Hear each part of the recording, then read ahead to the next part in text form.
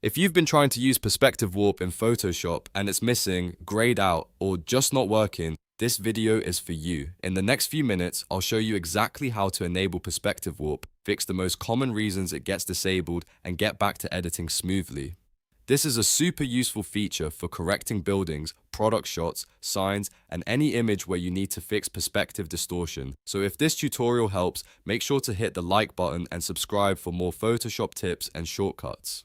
Alright, let's jump right in. First, let's check the main reasons perspective warp may not be available. Photoshop requires your image to be in RGB mode. It needs to be either 8-bit or 16-bit, and your graphics processor has to be enabled. If any one of those settings is wrong, perspective warp can become unavailable. So we'll go through each one step by step, starting with the GPU, because that's the most common issue. To enable the GPU in Photoshop, go up to Edit, then choose Preferences and click Performance.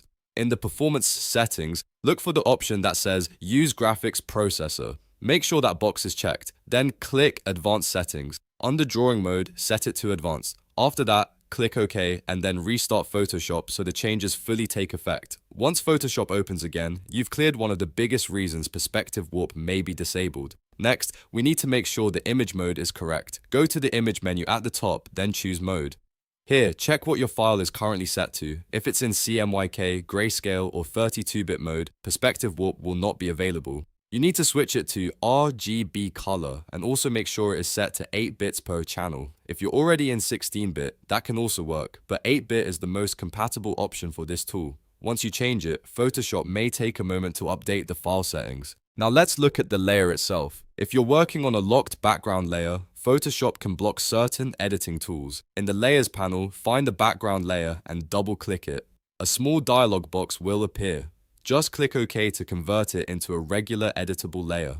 This unlocks the layer and gives Photoshop permission to apply transforms and warps properly. If needed, you can also duplicate the layer first, so you always have a backup copy. At this point, your file should be ready. Now it's time to use perspective warp. Go to the edit menu and select perspective warp. If the option is still grayed out, go back and double check the three requirements: RGB mode, 8-bit or 16-bit, and GPU enabled. Once it's active, you'll be able to start the tool. Click and drag to draw a grid over the object or surface you want to correct. For example, if you're fixing the side of a building, draw the grid along that wall so the lines match the structure.